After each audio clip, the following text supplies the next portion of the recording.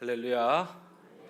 오늘도 거룩한 주님의 날에 주님 전에 나와 예배드리는 모든 성도님들 가운데 하나님의 말씀의 위로와 은혜가 가득하기를 예수님 이름으로 축복합니다. 여러분, 오케스트라 연주를 들어본 적이 있으십니까? 이 수십 명의 연주자들이 각각 다른 악기들을 들고 있지만 그 소리는 하나의 이 음악으로 아우러집니다. 이 하모니가 가능한 이유는 모든 연주자들이 한 악보를 보고 또 한 지휘자의 손끝을 따라가면서 그 흐름에 합당하게 반응하기 때문인 거죠. 만약 누군가가 제멋대로 연주하거나 악보는 알고 있지만 소리를 내지 않는다면 어떻게 되겠습니까? 아무리 아름다운 선율이라 하더라도 조화롭지 못한 소리로 흐려질 수밖에 없다라는 말입니다. 동일하게 교회도 마찬가지입니다. 교회는 아름다운 하모니로 또 하나로 지어져가는 공동체지요. 오늘 본문은 바로 이 조화로운 공동체에 대한 이야기입니다. 바울은 디도에게 이제 교회를 세워감에 있어 가장 중요한 원칙을 건넵니다. 그것은 단지 교리로만을 잘 가르치라는 당부가 아니죠. 바른 교훈을 말하되 그 교훈에 합당한 삶을 공동체 전체가 함께 살아가야 된다라는 요청입니다. 다시 말해서 말씀과 삶이 분리되지 않고 서로를 비추고 말씀이 삶으로 드러나는 교회, 이것이 바울이 꿈꾸는 교회였고 또한 그레데에 있는 디도에게 맡겨진 사명이었습니다. 우리가 지난 시간에 나눴던 이 디도서 1장에는 바울이 왜 그레데 교회 거짓 교사들을 강하게 꾸짖고 그들의 입을 막으라 했는지를 보았습니다. 단순하게 이 오류를 잡는 차원을 넘어서 그들의 가르침이 성도들의 믿음을 병들게 하고 또 교회를 허물고 있기 때문에 그러한 조처를 취하라라고 말했던 거죠. 이제 바른 교훈은 그 거짓 가르침에 대한 대안이자 무너진 공동체를 세울 수 있는 유일한 기준이었습니다. 그리고 오늘 바울은 한 걸음 더 나아가서 이제 바른 교훈이 단지 머릿속에 머무르지 않고 각 사람의 삶 속에서 구체적으로 스며들어야 함을 강조하고 있습니다. 여러분, 교회를 생각해 보면 다양한 사람들이 모이는 곳입니다. 연령도 다르고 성향도 다르고 신앙의 깊이도 다 다릅니다. 하지만 다양한 이들이 하나님의 말씀 앞에서 각자의 자리에서 합당하게 반응할 때 비로소 공동체는 건강하게 세워질 수 있습니다. 결국 바른 교훈이 모든 성도들의 삶을 이끌고 그 삶이 하나님의 은혜를 증언하는 삶을 살아낼 때 교회는 세상 속에서 하나님의 복음을 가장 아름답게 드러낼 수 있다는 말이지요. 사랑하는 여러분, 오늘 이 말씀 앞에서 우리는 한 가지 중요한 물음을 스스로에게 던지게 됩니다. 나는 지금 바른 교훈에 서 있는가? 그리고 그 말씀에 합당한 삶을 살아가고 있는가? 오늘 본문을 따라가다 보면 우리는 이 질문에 대한 하나님의 답을 얻게 될 것입니다. 바울은 그 답을 나이 든 사람들의 지혜 속에서 또 젊은이의 신중함 속에서 지도자의 모범 속에서 그리고 종의 충성 속에서 다 풀어놓고 있습니다. 그리고 모든 삶의 이유가 결국 하나님의 은혜라는 사실로 우리를 이끌고 갑니다. 이제 그 말씀의 길을 따라 함께 가보고자 합니다. 말씀이 삶이 되고 삶이 은혜가 드러내는 여정을 통해 우리 공동체가 다시금 하나님의 교회답게 세워지기를 간절히 소망합니다. 먼저 1절 말씀을 보시면 오직 너는 바른 교훈에 합당한 것을 말하여라 라고 시작합니다. 이 한 절의 말씀은 디도서 2장의 문을 여는 핵심이자 공동체 전체를 향한 바울의 간절한 요청입니다. 바울은 지금 교회 지도자 디도에게 단순히 올바른 말만 하라고 말하지 않습니다. 바른 교훈을 말하되 그에 합당한 것을 말하라라고 요청하죠. 이것은 말씀을 진리로만 강조하는 데 멈추지 말고 그 진리에 합당한 삶의 길을 함께 가르치고 권면하라라는 말입니다. 여러분, 여기서 바른 교훈이다라는 말은 헬라어 원문으로 보면 건강한 가르침이라는 뜻입니다. 이는 거짓된 가르침에 병들지 않고 생명을 살리고 신앙을 온전하게 세우는 가르침이라는 뜻이지요. 바울은 이미 1장 9절에서 강조했던 대로 미쁜 말씀의 가르침을 굳게 잡고 바른 교훈으로 권면하여 책망하라는 말씀과 이 같은 맥을 이어가고 있습니다. 여러분, 바른 교훈은요, 단지 정통 교리나 교단적 전통을 가르치는 말이 아닙니다. 이는 하나님께서부터 온 복음의 진리고 뿐만 아니라 그리스도의 생명을 담은 말씀이면서 공동체를 세우는 기준이 되는 말씀이라는 것이죠. 그러나 바울은 여기서 한 걸음 더 나아가서 합당한 것을 함께 말하라라고 덧붙입니다. 단순한 교리를 가르치는 것을 넘어서서 이제 그 교리에 합당한 삶, 그리고 바른 교훈에 요구되는 실질적인 행동과 윤리적인 삶까지도 지금 교회에 가르쳐야 된다라고 말하고 있는 거죠. 여기서 말하는 합당하다라는 것은 바른 교훈으로 변화된 사람이 실제적으로 보여줘야 되는 삶의 형태입니다. 다시 말해서 말씀이 이론만으로 존재하는 것이 아니라 일상 속에서 우리의 인격과 행동 그리고 공동체 생활과 관계 속에서 구체적으로 삶으로 드러나야 된다라는 말이지요. 그렇다면 바울이 왜 이토록 반복적으로 바른 교훈을 말하고 또 삶의 일치를 강조하겠습니까? 그것은 거짓 교사들이 보여준 반대의 모습이 이 교회에 큰 상처를 주었기 때문입니다.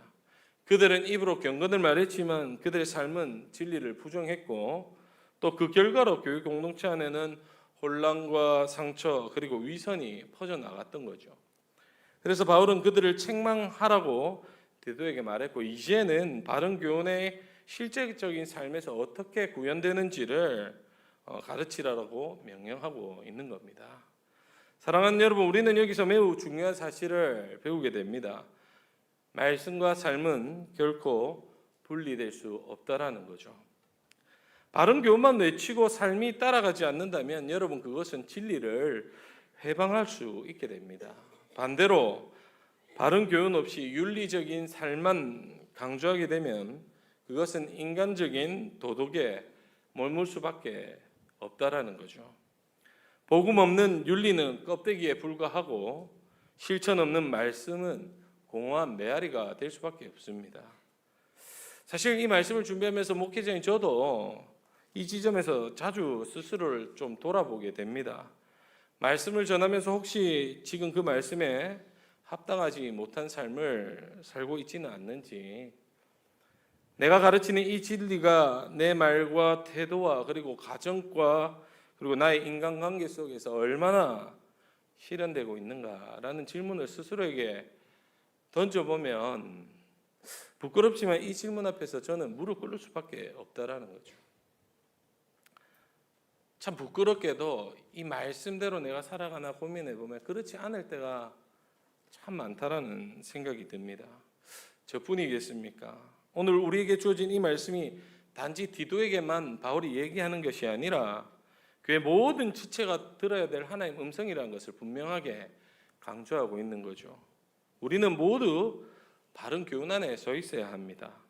뿐만 아니라 동시에 그 교훈 앞에서 합당한 삶을 세상 속에서 증거해야 한다라는 거죠. 우리 생각해 보면 자녀에게 맨날 공부해라 하지만 부모가 먼저 책 펴는 모습을 보여준다면 자녀들을 따라올 수밖에 없는 거죠.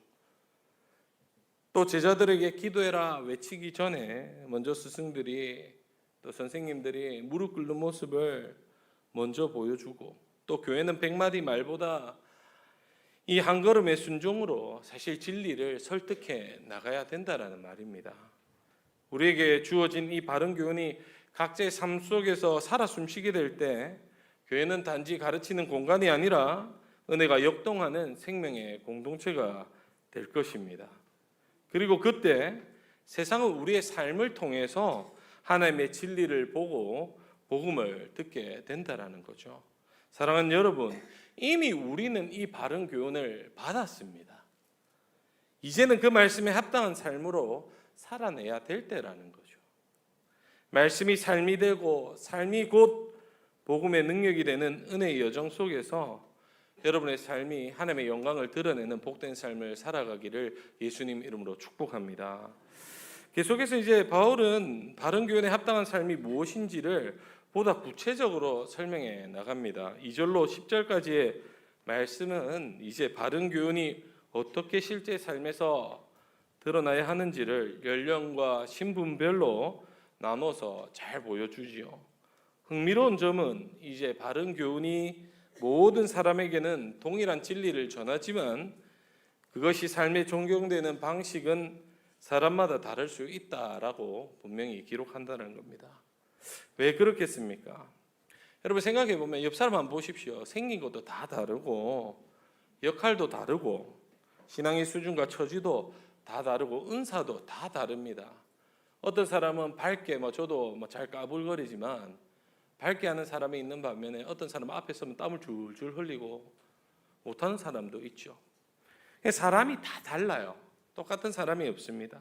그래서 바울은 그 현실을 인정하면서 공동체 안에 있는 6부류, 즉 늙은 남자, 늙은 여자, 젊은 남자, 그리고 지도자인 디도, 그리고 종들, 이 모든 부류에게 바른 교훈과 합당한 삶이 무엇인지를 구체적으로 권면합니다. 바울에게 가장 먼저는 나이 많은 남자와 여자에게 삶의 모범을 보여야 할 책임을 말하지요. 2절로 3절 말씀을 보시면 늙은 남자로는 절제하며 경건하며 신중하며 믿음과 사랑과 인내함이 온전하게 하고 늙은 여자로는 이와 같은 행실이 거룩하며 모함하지 말며 많은 술의 종이 되지 아니하며 선한 것을 가르치는 자들이 되고라고 기록하고 있습니다. 이 구절을 보면 나이 많은 이들에게 요구되는 기준은 사실 장로의 자격과 크게 다르지 않다는 것을 알 수 있습니다. 단지 나이가 많이 들었다는 이유로 존경받는 것이 아니라 연륜만큼이나 삶의 품위와 신앙의 성숙함을 갖춰야 된다라는 말을 하고 있는 거죠. 그래서 바울은 이들에게 세상 사람들에게도 인정받을 만한 삶의 태도, 즉 절제와 경건함과 신중함에 대해서 이야기를 하고 그리스도인으로서 품어야 할 내면의 덕, 믿음과 사랑과 인내를 강조하고 있습니다. 한마디로 말하면 나이가 들면 들수록 여러분 욕심은 내려놓고 절제하며 도덕적 품위를 지키고 자제력을 갖추라는 말이에요. 근데 제가 앞선 교회에서도 노인대학도 해보고 많은 어르신들 만나보지만 그런 말 합니다. 노인들을 향해서 지능이 높은 유치원생.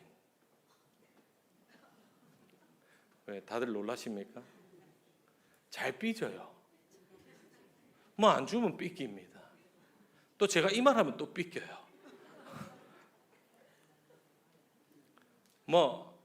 욕심도 엄청 많습니다. 받아놓고 안 받았다고 하고 또 받아갑니다. 그렇죠? 이 말 했다가 아이고 정 목사 저인가 저거 나쁘네. 어른들 그래 말하네. 그게 아니고 성경이 그래 말하는 이유가 뭐냐면 그렇게 살지 말라는 겁니다.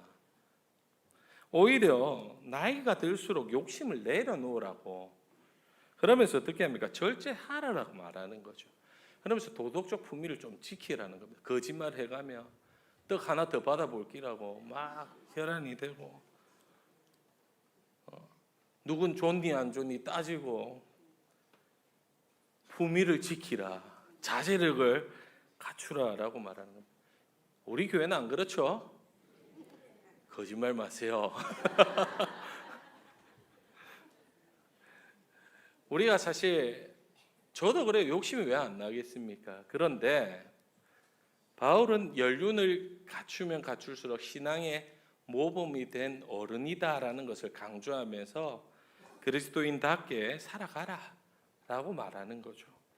뿐만 아니라 나이 많은 여성에는 말과 행동을 더 철저하게 지킬 것을 강조합니다. 모함하지 말라, 술의 종이 되지 말라라는 권면은 공동체 안에서 이 어르신들의 말과 행동이 얼마나 중요한지를 잘 보여주고 있는 겁니다. 이 모든 성품은 단순하게 개인적인 인격과 수양이 아니라 젊은 세대에게 선한 것을 가르칠 수 있는 모범이 되는 요구라는 거죠. 100마디 말보다 한 번의 삶의 모양이 젊은이들에게 많은 것을 교훈할 수 있다라는 말입니다. 말로 가르치는 것보다 삶으로 주는 게 얼마나 더 큰 영향력을 미치는지 모르는 거죠. 그래서 나이 많은 이들에게 바울이 말하는 것은 결국 어르신들은 신앙의 정절을 보이면서 그동안 신앙생활을 해왔던 그 믿음을 그대로 잘 지켜나가면서 모든 것에 있어서 절제함을 갖추고 욕심내지 않고 그러면서 그 하나님 주신 그 어른다운 모습을 잘 지켜나갈 것을 권면합니다. 계속해서 바울은 젊은 세대에게도 이제 바른 교훈이 어떻게 삶에 녹아나야 될지에도 잘 말하죠. 그들로 젊은 여자들을 교훈하되 그 남편과 자녀들을 사랑하며 신중하며 순전하며 집안 일을 하며 선하며 자기 남편에게 복종하게 하라. 이는 하나님의 말씀이 비방받지 않게 하려 함이라. 넌 이와 같이 젊은 남자들을 신중하도록 권면하되라고 말합니다. 지금 젊은 여성에게 주어지는 덕목이 7가지인데요. 먼저는 남편과 자녀를 사랑하고, 그 다음에 신중하고, 순전하고, 집안일을 잘하고, 선하고, 남편에게 복종하는 것. 이 교훈을 지금 하고 있습니다. 이는 단지 전통적인 이 가정 중심의 역할을 말하는 것이 아니지요. 당시 그레데 이 사회의 여성의 삶은요, 곧 가정과 질서, 이 가정의 질서와 직결되어 있었습니다. 그래서 그리스도인의 삶이 복음의 품격을 드러내는 가장 실제적인 현장이 바로 가정이었다라는 거죠. 여러분, 가정의 행실이 진짜 모습 아닙니까? 근데 이 내용을 보면 남편과 자녀를 사랑하고 신중하고 순전하고 집안일 잘하고 선하고 남편에게 복종하는 거, 요새 잘 그러십니까? 아무도 대답을 안 하시죠. 남편분들 좀 아내분들이 복종하고 있습니까? 다 시선을 회피하고 계시면 사실은 이 말들이 요새는 남자들이 여러분 애견남이라 들어보셨어요? 여성처럼 사는 남자들 뭐 용돈 받아 쓰지 않습니까? 남자들 눈치 보고 여보 10,000원만, 그것도 비굴하게 얘기합니다. 또 카드 마음껏 쓰면 전화 와서 어디에 썼어? 그죠? 어떠십니까? 여기 다들 말씀대로 안 하시고 고개를 숙이고 잘못된 겁니다. 사실 요즘 사회는 남녀가 같이 가정을 세워나가는 시대로 바뀌었죠. 예전처럼 권위로 뭐 이런 게 아니라 권위는 서로의 섬김을 통해서 나타납니다. 그러나 중요한 것은 왜 이렇게 이야기하냐? 하나님이 세운 질서라는 거예요. 여자가 막 구실도 못한 남편 필요도 없다 이런 말 하면 하나님께 범죄하는 거예요. 질서라는 것은 분명하게 존재하나 그러나 서로 섬기고 서로 사랑하고 세워나가는 게 가장 복된 일이다라고 권면하고 있는 거죠. 그래서 가정을 아내들이 또 잘 이렇게 할 때, 세워나갈 때 세상이 그리스도인들의 가정을 보고 다르다는 것을 알 수 있습니다. 뿐만 아니라 젊은 남자에게는 단 한 가지 이야기하죠. 뭐라고 말합니까? 신중하라라는 명령인데 사실 이 하나의 말에는 모든 것이 다 함축되어진 말입니다. 여러분, 젊은 시절을 생각해 보면 혈기가 앞서고 또 감정이 앞서기 쉬운 때입니다. 그래서 자기 억제가 가장 중요한 덕목이죠.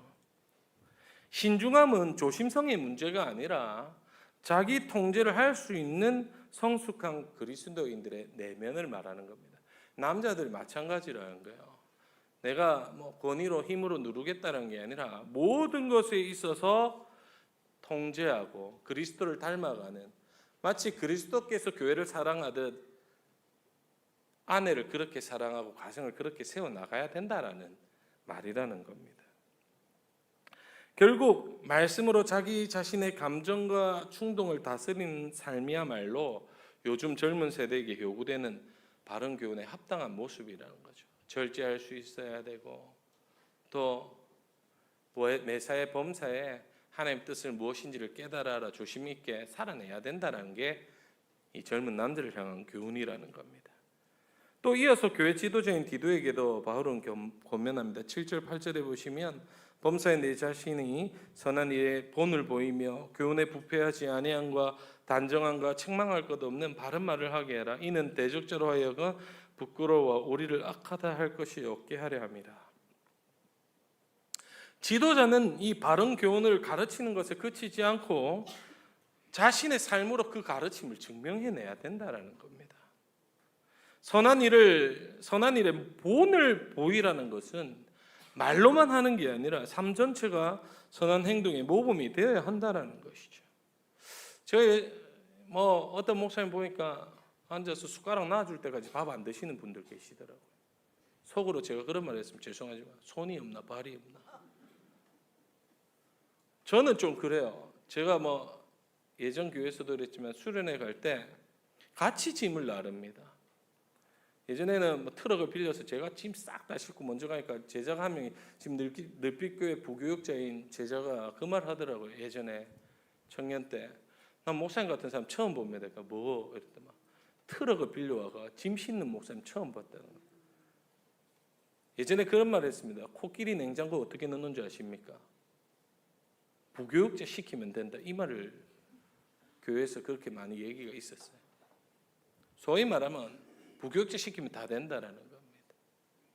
농담 삼아 하는 얘기지만 사실은 지도자가 먼저 내려가야 돼요. 지금 바울이 하는 얘기가 그 얘기입니다. 삶으로 네가 말한 진리의 복음을 살아내야 된다. 그게 교회를 세우는 일이다라고 말하죠.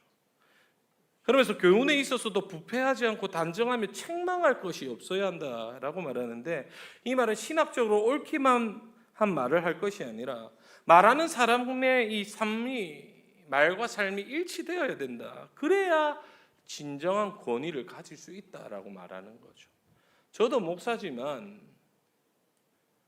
제가 아무리 네 내 인사 안 하나, 네 똑바로 안 하나 이란다고 권위가 생기겠습니까? 권위는 낮아져서 섬겨나가고 겸손히 행할 때 존중해주고 그렇게 할 때 존경받을 수가 있는 거예요. 아무리 내 나이 많으니까 좀 공경해라 임마 이렇게 한다고 공경하는 시대가 아닙니다. 성경도 그렇게 가르치죠. 그래서 삶과 말이 일치할 때 중요한 것을 말하는 게 뭐냐면 교회 대적하는 자도 더 이상 악하다 비방할 수 없도록 그렇게 살아내라는 겁니다. 저도 한 사람의 목사지만 참 자유롭지 못해요. 이 앞에서. 그러나 말씀의 권면 앞에 앞선 자들 저뿐만 아니라 교회에서도 마찬가지 모든 앞서가는 자들은 결국 말과 삶의 일치고 낮아지는 자리에 설 때 비로소 존경받을 수 있고 또한 권위가 거기서 나온다는 사실을 잊어서는 안 된다는 것. 이제 마지막으로 바울은 공동체 안에서 종들에게 말하죠. 즉 고용되거나 권위 아래에 있는 자들에게 이 바른 교훈에 합당한 삶을 권면합니다. 9절로 10절에 보시면 종들은 자기 상전들에게 범사에 순종하여 기쁘게 하고 거슬러 말하지 말며 훔치지 말고 오히려 모든 참된 신실성을 나타나게 하라. 이는 범사에 우리 구주 하나님의 교훈을 빛나게 하려 함이라. 여러분 당시 사회에서 가장 낮은 신분은 종이었습니다. 이들은 인격이란 것 자체가 존재할 수 없는 시절이었죠. 인권은 말도 안 되는 소리였습니다.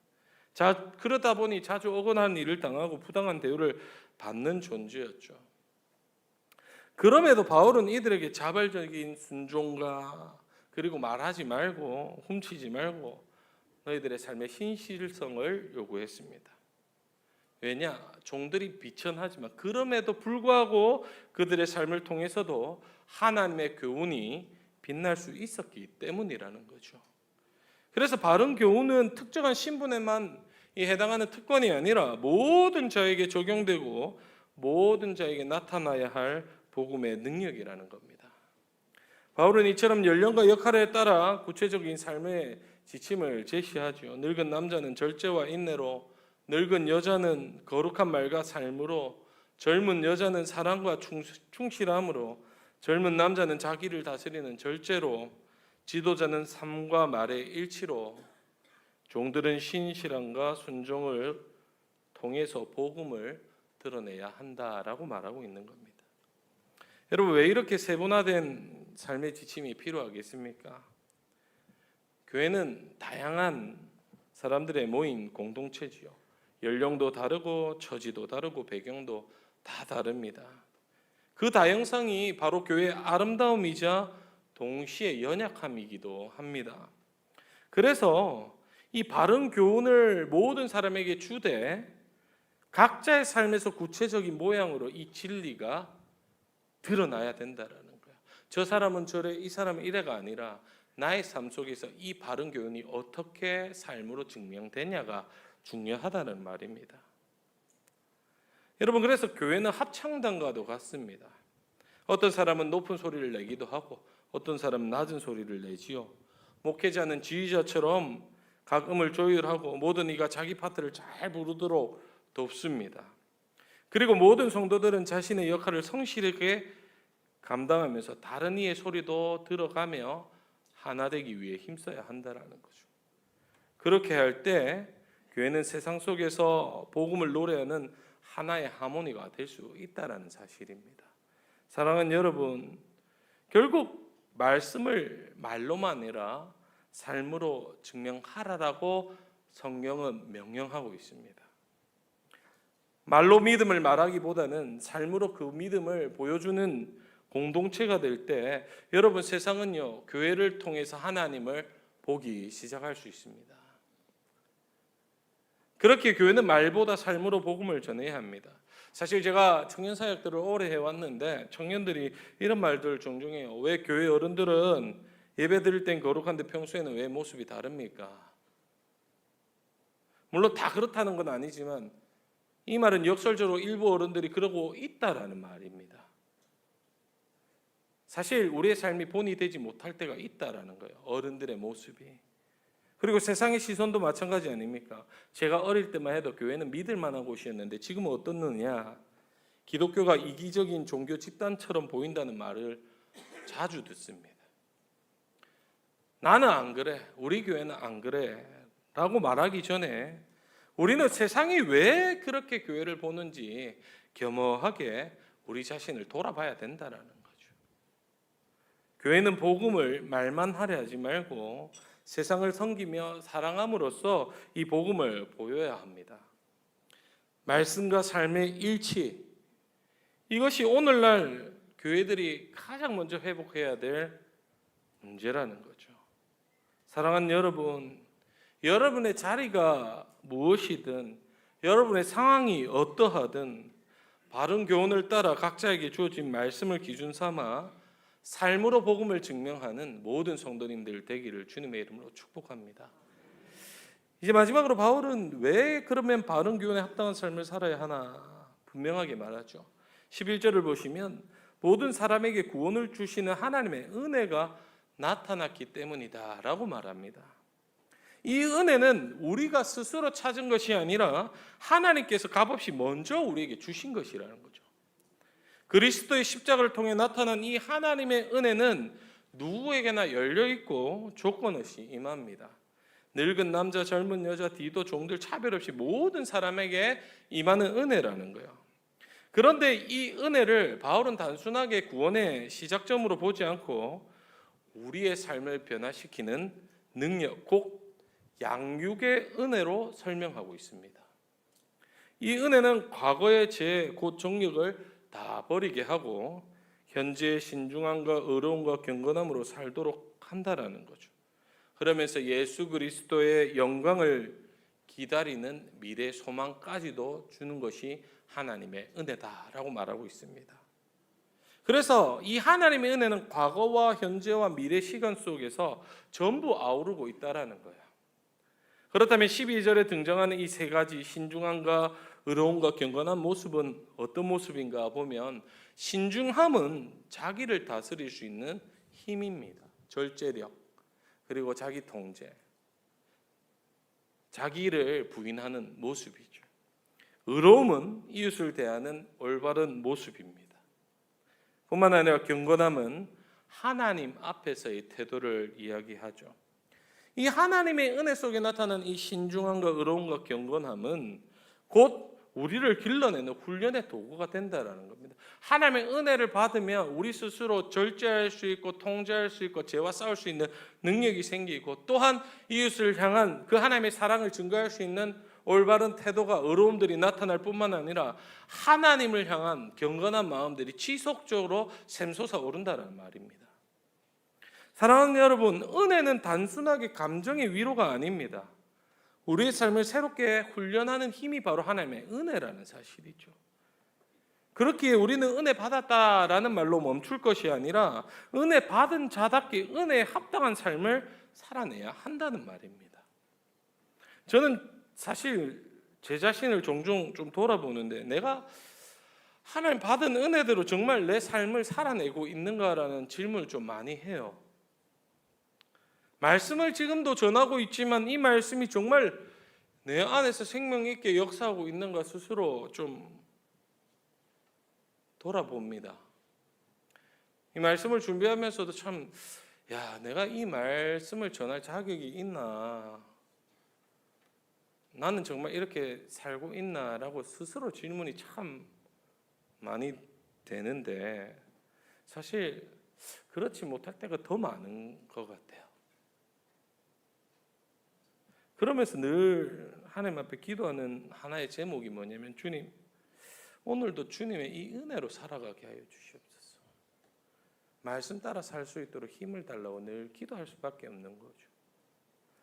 성도 여러분, 우리가 은혜를 받았다고 하면서 여전히 세상적인 종욕을 쫓고 자기중심적으로 살아간다면 세상은 우리를 통해서 하나님의 은혜를 발견할 수가 없습니다. 우리가 이웃과 사회 속에서 정직하고 절제하고 신중하고 선을 행하면 세상은 말없이 하나님을 볼 수 있게 된다는 거죠.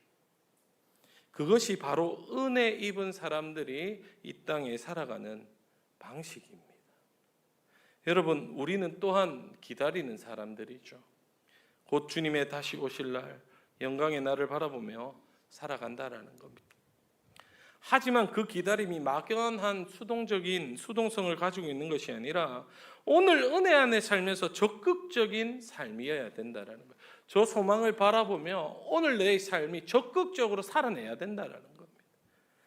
그래서 버리고 섬기고 기다리는 이 성도의 삶이 곧 은혜의 삶이라는 것이죠. 사랑하는 여러분, 오늘 디도서 2장은 결국 하나님의 말씀은 단지 교훈이나 지식에 머무르지 않고 반드시 우리에게 구체적인 삶으로 드러나야 한다는 사실을 다시금 깊게 우리 마음 가운데 새기게 합니다. 그렇게 여러분, 말씀을 전하고 듣는데 멈추지 않고 말씀을 따라 살아가는 공동체, 곧 삶과 신앙이 일치되는 사람들의 모임이 바로 교회라는 사실을 잊어서는 안 됩니다. 그래서 하나님께서 우리를 부르실 때 올바르게 믿으라라는 초청으로만 끝낸 것이 아니라 그 믿음으로 살아내라는 부르심을 함께 주셨다라는 거예요. 이 부르심은 누구에게나 동일하게 적용되지만, 누구에게 동일한 부르심이지만 적용은 다 다르죠. 나이와 처지, 위치와 은사, 각양 모습을 따라 다 다를 수 있습니다. 우리가 모두 각자의 삶의 자리에서 그렇게 말씀을 따라 살아가라고 지금 바울은 강하게 권면하고 있습니다. 이는 단지 외적인 행실의 교종이 아니라 하나님의 은혜를 받았다면 그 은혜가 삶 속에서 당연히 마땅히 나타나야 된다라고 교훈하고 있는 거죠. 여러분, 삶으로 드러나지 않는 은혜는 은혜의 본질을 훼손시킵니다. 그리고 교회가 교회다움을 이룰 수밖에 없다라는 거죠. 그리고 우리는 그 이유를 하나님의 은혜 안에서 발견할 수 있는 거예요. 모든 사람에게 구원을 주시는 하나님의 은혜가 나타났다라고 말합니다. 이 말은 보여진다라는 말이에요. 하나님의 은혜는 단지 우리를 살리는 것에 그치지 않고 우리를 새롭게 빚으시고 마침내 그리스도의 재림의 날을 소망하게 만드는 능력이라는 겁니다. 그 은혜를 받은 사람이라면 정욕을 버리고 신중함과 의로움과 경건함으로 오늘을 살아가면서 영광의 날을 기다릴 수밖에 없다라는 거죠. 사랑하는 여러분, 우리는 지금 어떤 모습으로 살아가고 있습니까? 혹시 말과 삶이 따로인 신앙생활 속에서 지쳐가고 있지는 않습니까? 은혜를 말하면서 용서하지 못하고 사랑을 노래하면서 미움으로 마음을 가득 채운 채 살아가고 있지는 않습니까? 우리는 이제 다시금 말씀으로 돌아가야 될 줄로 믿습니다. 바른 교훈 위에 서서 그 말씀에 합당한 삶을 구체적으로 이제는 살아내야 될 때라는 거죠. 나아가 성별과 신분과 나이와 상관없이 오늘 하나님께서 우리 각자에게 요구하시는 그 자리에서 은혜를 실천하고 복음을 보여주는 삶을 살아야 될 줄로 믿습니다. 여러분, 은혜는 단지 받는 게 아니라 나누는 게 은혜예요. 내가 받은 은혜를 다른 지체에게, 가족에게, 세상 속 이웃에게 흘려보낼 때 우리의 진짜 그때서야 우리는 진짜 은혜의 사람이 되고 은혜의 공동체로 세워질 줄로 믿습니다. 사랑하는 여러분, 이제 여러분 예배가 끝나면 또 세상에 파송받아 살아갈 터인데 우리에게 주신 이 말씀의 은혜 안에서 서로를 품고 또 세상을 섬기며 다시 오실 주님을 소망하는 거룩한 백성으로 그 은혜를 살아내는 복된 삶을 시작하는, 또한 여러분의 삶을 통해 하나님 나라가 이 세상 가운데 발견되는 역사들이 풍성한 한 주 되시기를 예수 그리스도 이름으로 축복합니다.